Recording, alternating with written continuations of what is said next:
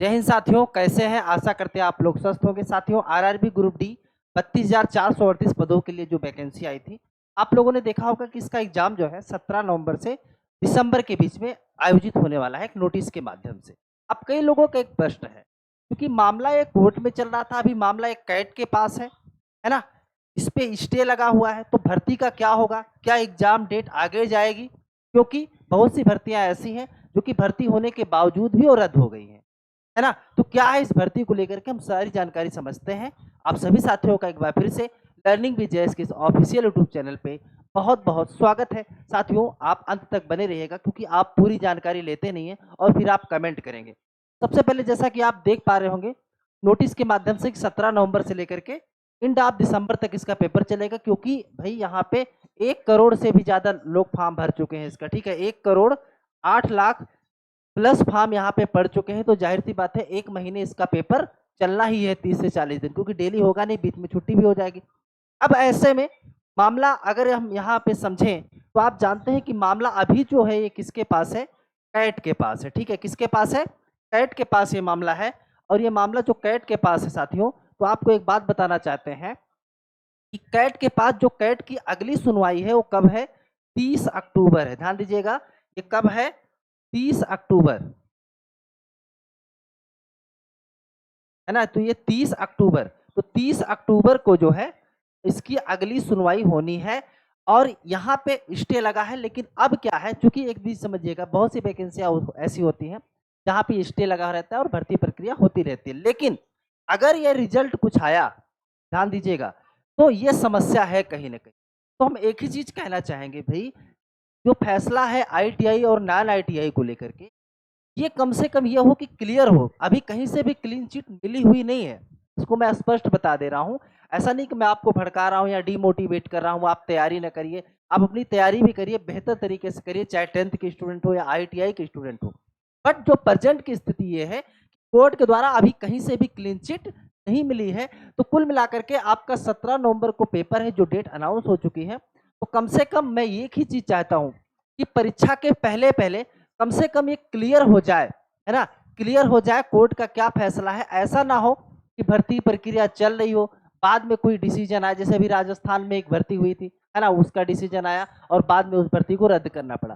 तो ऐसी सिचुएशन ना बने, है ना? इसलिए बिल्कुल क्लियर कर देना चाहिए। और आगे वाली क्या भर्ती है, जैसे कि 2025 में भी तो भर्ती आ रही है।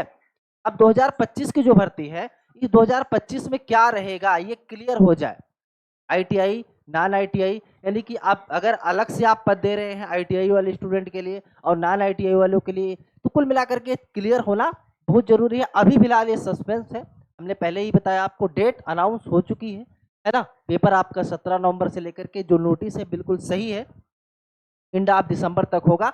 बट अभी कहीं से भी कोर्ट केस जो है वो फाइनल नहीं हुआ है।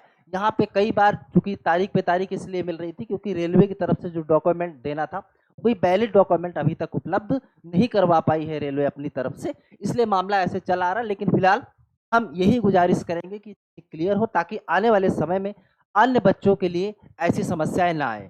साथियों, अब आप तैयारी कर रहे हैं तो क्या आपकी रणनीति होनी चाहिए, है ना? अभी अक्टूबर में आएगा फैसला, जो भी आ सकता है ना? हालांकि ऐसा कुछ नहीं लग रहा है कि यहाँ पे कोई बाहर होने वाला है, बीच का रास्ता जरूर निकाल लिया जाएगा। आपको क्या लगता है, आप अपनी राय कमेंट करके बताइएगा। लेकिन अगर आपके पास अब नवंबर में ही एग्जाम हो जाता है, ऐसे में आपको क्या रणनीति अपनानी चाहिए जिससे कि आपका सिलेक्शन हो चुके, क्योंकि 32,438 पद ही हैं यहाँ पे, ध्यान दीजिएगा, सिर्फ 32,438 पद ही हैं और फॉर्म भरने वालों की संख्या 1 करोड़ से भी ज्यादा है। अब ऐसे में क्या सबका सिलेक्शन तो हो पाना पॉसिबल है नहीं। ऐसे में सिलेक्शन के लिए आप आखिर क्या करें, आइए हम अगली स्लाइड पर समझ लेते हैं वो इंपॉर्टेंट ट्रिक, जिससे कि आप अपनी एक सीट कंफर्म कर सके साथियों। तो सबसे पहले अगर हम बात कर ले, अगर आप 2 महीने का आपके पास टाइम है, यानी कि आपके पास 60 दिन का समय है, और इस 60 दिन में आपको क्या करना चाहिए, है ना, वो समझ लेते हैं। क्योंकि सिलेक्शन उसी को मिलता है ना जो सबसे अलग करने की कोशिश करता है ना? जो सबसे अलग, सबसे हट करके कुछ कोशिश करेगा, सिलेक्शन उसी का होना है। आप खुद जानते हैं आज के टाइम पे कंपटीशन किस तरीके से लेवल जो है बहुत ज़्यादा टफ होता चला जा रहा है, क्योंकि जो है बेरोजगारी जो है कहीं ना कहीं बढ़ती जा रही है साथियों। तो सबसे पहले अगर हम तरीके की बात करें, तो 30 दिन में आपको क्या करना है, फाउंडेशन बिल्डिंग आपको जो है कवर करना है। कैसे करना है, 1 से 10 दिन तक आप मैथ में भी कौन से चैप्टर, जैसे percentage profit loss, LCM HCF और रीजनिंग सीरीज, है ना, ये सब इस पे आपको फोकस करना है 2 घंटे। ध्यान दीजिएगा, इस पे आपको 2 घंटे फोकस करना है। और साइंस के बेसिक्स, है ना, बेसिक्स को आपको शुरू करना है। तो कुल मिला करके आपको पहले 10 दिन तक मैथ अच्छे से कवर करना है, साइंस, क्योंकि यहाँ पे फुल नंबर मिलने वाला है, कहीं से आपका नंबर कटने वाला नहीं है, चाहे वो मैथ का हो चाहे वो साइंस का हो। तो अगर आप इसको कवर कर लेते हैं अच्छे से, तो जाहिर सी बात है कि आपका मार्क्स यहाँ पे कम नहीं होगा, कटेगा नहीं। फिर आप 11 से 20 दिन में math, time work, mensuration, reasoning, coding, है ना, सिलोजी, साइंस, केमिस्ट्री और अवेयरनेस यानी कि जीके जीएस, हिस्ट्री, ज्योग्राफी 1.5 घंटे प्रत्येक पे आपको टाइम देना है। फिर 21 से 30 दिन maths, reasoning, complete science, biology, है ना, अवेयरनेस, पॉलिटी, इकोनॉमिक, ये रोज आपको 1 जो है आपको प्रैक्टिस सेट करना है। ठीक है, प्रीवियस ईयर क्वेश्चन आपको सॉल्व करना है यहाँ पे। इससे ये वीकली आपको मार्क टेस्ट देना। इससे क्या होगा कि इसके पहले जो वैकेंसी हुई थी, है ना, भर्तियां हुई थी, चाहे 2019 की रही हूँ, 2013 की रही हूँ, 2018 की रही हूँ, तो 2018, 19 और फिर 2013, इन सबको आपको करना है कि आपको साप्ताहिक जो है आप देख लीजिएगा कि पेपर का जो पूछने का तरीका है वो कैसे प्रश्न पूछा जा रहा है। फिर डेली रूटीन आपको 2 घंटे मैथ, 2 घंटे रीजनिंग, 1.5 घंटे साइंस, 1 घंटा अवेयरनेस और 1 घंटा प्रैक्टिस, ये करना है आपको पहले 30 दिन। अब इसके बाद आपको क्या करना है, आइए समझते हैं। इसके बाद साथियों अगर 31 से 40 दिन की बात करें तो कमजोर टॉपिक्स पर फोकस करें, जैसे अलजबरा, पजल्स। देखिए बहुत लोगों की समस्या रहती है मैथ्स को लेकर के, पजल्स को लेकर के, ना, अलजबरा पे। साइंस अवेयरनेस को एडवांस टॉपिक रोज आपको 100 प्रैक्टिस सेट करना है आपको। ठीक है, एडवांस रोज 100 प्रश्न प्रैक्टिस करना है, मतलब डेली जो है 100 क्वेश्चन आपको डेली करना है प्रैक्टिस के रूप में। फिर 41 से 45 दिन फुल सिलेबस मार्क टेस्ट, हफ्ते में 4, मतलब जो है 4 एनालिसिस करें, गलतियों को सुधारें यहाँ पे कि भाई हमसे क्या गलती है और उसे हमें इम्प्रूवमेंट करना है, क्योंकि परीक्षा के पहले जो भी आपकी गलती है उसको आप इम्प्रूवमेंट कर लेते हैं तो बेहतर होगा आपके लिए। फिर डेली रूटीन 3 घंटे प्रैक्टिस, 2 घंटे रिवीजन, 1 घंटा मार्क टेस्ट, 1 घंटा अवेयरनेस, ये आपको करना है। फिर आपको लास्ट के दिनों में क्या करना है ना, अंतिम के दिनों में आपको क्या करना चाहिए, आइए हम समझ लेते हैं। तो अंतिम के दिनों में अगर साथियों बात कर ले, आपको आखिरी 10 दिन जो है आपको सिर्फ रिवीजन करना है ना, रिवीजन, फाइनल रिवीजन करना है। केवल रिवीजन, 60 नोट, फार्मूले, महत्वपूर्ण फैक्ट्स, 2 से 3 फुल मार्क टेस्ट। अब यहाँ पे आपको जब लास्ट 10 दिन बचे ना, तो आपको फुल मार्क टेस्ट करना है।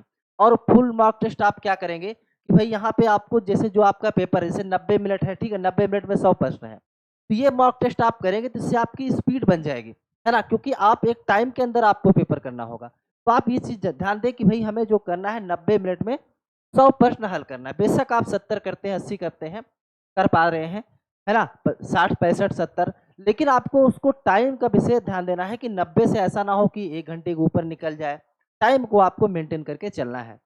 फिर डेली रूटीन 4 घंटे रिवीजन, 2 घंटे मार्क टेस्ट, 1 घंटा जो है रिलैक्सेशन जो है। फिर नए टॉपिक्स ना पढ़ें, फिर आपको नए टॉपिक्स नहीं पढ़ना है। परीक्षा के 1 दिन पहले बहुत लोगों को देखते हैं कि भाई परीक्षा के 1 दिन पहले भी पूरा फार्मूला लगाए जा रहे हैं, ये सब बिल्कुल नहीं करना, वहाँ जाके आप भूल जाएंगे।